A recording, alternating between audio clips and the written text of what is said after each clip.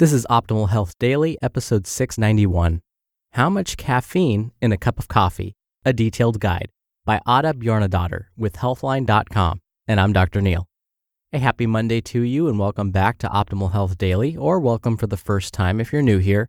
This is the podcast where I act as your very own personal narrator and read to you from some of the most popular health and fitness blogs online.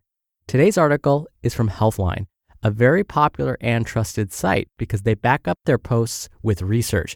And you know I'm a huge fan of backing up whatever you say with research. Now today's topic is on caffeine, which is super perfect timing because just a couple of weeks ago, I was a guest lecturer at a large state school where I presented on this very topic.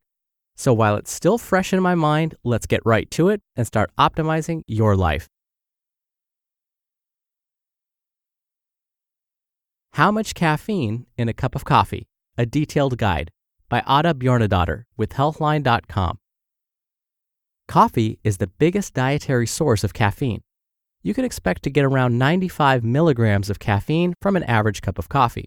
However, this amount varies between different coffee drinks and can range from almost 0 to over 500 milligrams. So I'm about to present a detailed guide to the caffeine content of different types and brands of coffee. What factors affect caffeine content? The caffeine content of coffee depends on many factors, such as the type of coffee beans. There are many varieties of coffee beans available, which may naturally contain different amounts of caffeine. Also, roasting. Lighter roasts have more caffeine than darker roasts, although the darker roasts have a deeper flavor. The type of coffee can also make a difference. The caffeine content can vary significantly between brewed coffee, espresso, instant coffee, and of course, decaf coffee. And lastly, serving size. 1 cup of coffee can range anywhere between 30 to 700 milliliters or 1 to 24 fluid ounces, which can greatly affect the total caffeine content. Bottom line, caffeine content is affected by the type of coffee bean, roast style, how the coffee is prepared, and the serving size. How much caffeine is in a cup of coffee? The main determinant of caffeine content is the type of coffee you are drinking. Brewed coffee. Brewing is the most common way to make coffee in the US and in Europe. Also known as regular coffee, brewed coffee is made by pouring hot or boiling water over ground coffee beans, usually contained in a filter. 1 cup of brewed coffee, which is about 8 fluid ounces, contains about 70 to 140 milligrams of caffeine, or about 95 milligrams on average. Espresso. Espresso is made by forcing a small amount of hot water or steam through finely ground coffee beans. Although espresso has more caffeine per volume than regular coffee, it usually contains less per serving, since espresso servings tend to be small. 1 shot of espresso is generally about 30 to 50 milliliters, or between 1 and 1 3/4 fluid ounces, and contains about 63 milligrams of caffeine.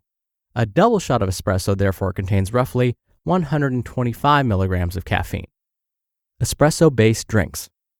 Many popular coffee drinks are made from espresso shots mixed with varying types and amounts of milk. These include lattes, cappuccinos, macchiatos, and americanos. Since the milk does not contain any additional caffeine, these drinks contain the same amount of caffeine as straight espresso. A single, or small, contains about 63 milligrams of caffeine on average, and a double or a large contains about 125 milligrams of caffeine. Instant coffee. Instant coffee is made from brewed coffee that has been freeze-dried or spray-dried. It is generally in large, dry pieces which dissolve in water. To prepare instant coffee, simply mix 1 or 2 teaspoons of dried coffee with hot water. There's no need for any brewing. Instant coffee usually contains less caffeine than regular coffee, with 1 cup containing roughly 30 to 90 milligrams of caffeine. Decaf. Although the name may be deceiving, decaf coffee is not entirely caffeine-free. It may contain varying amounts of caffeine ranging from 0 to 7 milligrams per cup, with the average cup containing about 3 milligrams. However, some varieties may contain even higher amounts of caffeine depending on the type of coffee, method of decaffeination, and cup size. Bottom line, the average caffeine content of an 8-ounce brewed cup of coffee is 95 milligrams. A single espresso or espresso-based drink contains about 63 milligrams, and decaf coffee contains about 3 milligrams of caffeine on average. Are commercial brands more caffeinated? Some commercial coffee brands contain more caffeine than regular home brewed coffee. Coffee shops are also notorious for their large cup sizes, which can range up to 700 milliliters or about 24 fluid ounces. The amount of coffee in these cups is equivalent to about 3 to 5 regular-sized cups of coffee. Starbucks. Starbucks is probably the best-known coffee shop in the world. It also offers some of the most caffeinated coffee available. The caffeine content of brewed coffee at Starbucks is as follows. A short, which is about 8 fluid ounces, contains about 180 milligrams of caffeine. A tall, which is about 12 fluid ounces, contains about 260 milligrams of caffeine. A grande, which is about 16 fluid ounces, contains about 330 milligrams of caffeine.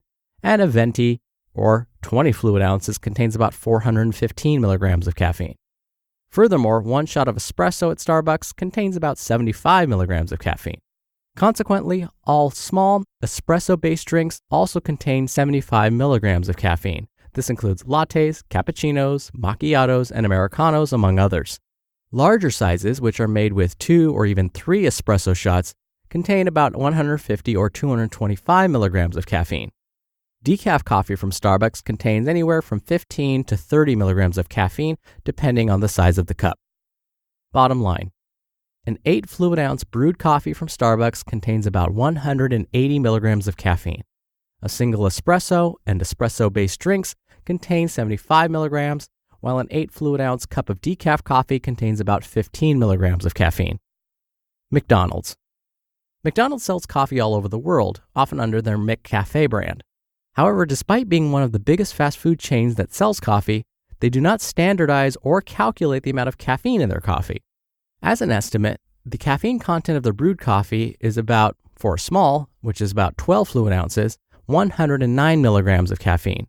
For a medium, which is about 16 fluid ounces, that would contain about 145 milligrams of caffeine. And for a large, which can vary between 21 and 24 fluid ounces, that might contain about 180 milligrams of caffeine. Their espresso contains 71 milligrams per serving, and decaf contains 8 to 14 milligrams, depending on the size of the cup. Bottom line, McDonald's doesn't standardize the amount of caffeine in their coffee. As an estimate, a small cup of brewed coffee contains 109 milligrams of caffeine. Espresso contains about 71 milligrams, and their decaf has about 8 milligrams. Dunkin' Donuts. Dunkin' Donuts is another chain of coffee and donut shops that are very popular worldwide. The caffeine content of their brewed coffee is as follows. A small, which would be 10 fluid ounces in this case, contains about 215 milligrams. A medium, which is about 16 fluid ounces, likely contains about 300 to 302 milligrams. A large, which is 20 fluid ounces, contains about 431 milligrams, and an extra large, or a 24 fluid ounce serving, contains about 517 milligrams of caffeine. Their single espresso shot contains about 75 milligrams of caffeine, which is also how much you can expect to get from their espresso-based drinks. Decaf coffee from Dunkin' Donuts may also contain quite a bit of caffeine. According to one source, a small cup, or 10 fluid ounces, has about 53 milligrams of caffeine, and a large contains about 128 milligrams. That's almost as much caffeine as you would find in other varieties of regular coffee. Bottom line, a small cup of coffee from Dunkin' Donuts contains about 215 milligrams of caffeine, while a single espresso contains about 75 milligrams. Interestingly, their decaf coffee may contain as much as 53 to 128 milligrams of caffeine. So, is caffeine something to worry about? Coffee is actually high in antioxidants, and many studies show that it is good for your health.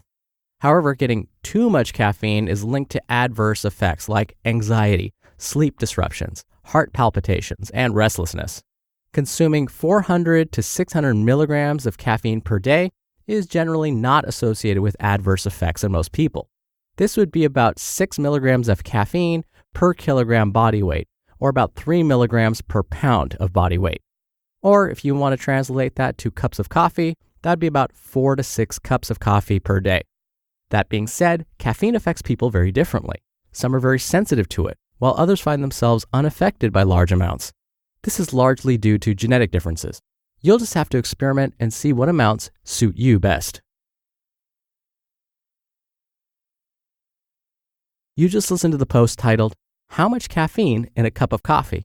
A Detailed Guide by Adda Bjarnadottir with Healthline.com. And a quick thank you to our sponsor, Policygenius. Getting life insurance can feel like putting together the world's worst jigsaw puzzle. It's confusing and takes forever. And when you're finally done, it doesn't even look cool.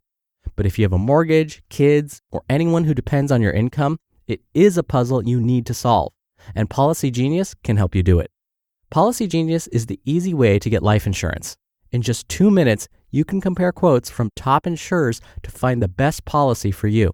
And when you apply online, the advisors at Policygenius will handle all the red tape, even negotiate your rate with the insurance company. No commission sales agents and no hidden fees, just helpful advice and personalized service. It's easy to start. The site is really well designed. And Policygenius doesn't just make life insurance easy. They also make it easy to find the right home insurance, auto insurance, or disability insurance. They're your one-stop shop for financial protection. So, if you find life insurance puzzling, head to policygenius.com. In 2 minutes, you can compare quotes, find the right policy, and save up to 40% doing it. Policygenius, the easy way to compare and buy life insurance. Dr. Neil again here for my commentary. So as you just heard, that depending on the brand especially, there can be so much variety in the amount of caffeine you're getting from your average cup of coffee. But the real important thing is caffeine harmful? And again, what we're finding is it's really not for most people. But the one thing we need to make sure we understand is that most of these studies on caffeine were done using coffee or tea. Now, coffee and tea have other compounds in them like helpful antioxidants, which may also lead to these wonderful health effects. So any conclusions that we make about the health effects of caffeine were probably done from studies using coffee and tea as the source of caffeine. But as I just mentioned, caffeine for most people isn't harmful. It's actually quite beneficial. The most recent dietary guidelines for Americans say that most healthy adults should not consume any more than about 400 milligrams of caffeine each day. Well, technically, a grande has about 330 milligrams, so you could add maybe 1 espresso shot to that, and then you'd be right at your limit.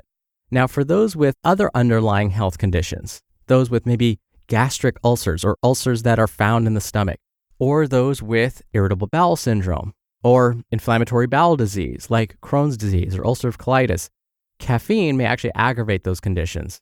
The same thing may happen if you suffer from heartburn or gastroesophageal reflux disease, same thing. For some of those folks, caffeine may make their symptoms worse. For ladies that are pregnant, the jury's still out. Depending on which source you look at, some may say that you really should consume 0 caffeine. Others say no, it's fine to get that 300 to 400 milligrams per day. So I would suggest you talk to your obstetrician to really find out where they stand on this. Oh, and I haven't mentioned, well, what are some of the potential health benefits of consuming caffeine? Well, we're finding it may prevent some chronic diseases like type 2 diabetes. It may also prevent Parkinson's disease and some forms of cancer. Oh, and when I guest lectured on this topic a couple of weeks ago, students found something really interesting that I mentioned. I got some questions afterwards via email. If you brew your coffee, it's best to send it through a paper filter. The reason for that is coffee does have this compound called cafestol. Cafestol may actually increase our LDL cholesterol or our lousy or lethal or bad cholesterol. But if you send the coffee through a paper filter, it tends to catch that cafestol and therefore won't negatively impact your bad cholesterol levels. So if you French press your coffee, yes, there's still cafestol in it. So it might be a good idea to, after you French press your coffee, go ahead and pour it through a paper filter into another cup. Whew, okay, I love talking about caffeine and its health effects, but I'm going to stop there. I hope you have a wonderful start to your week. Thank you as always for listening. I'll be back here tomorrow where your optimal life awaits.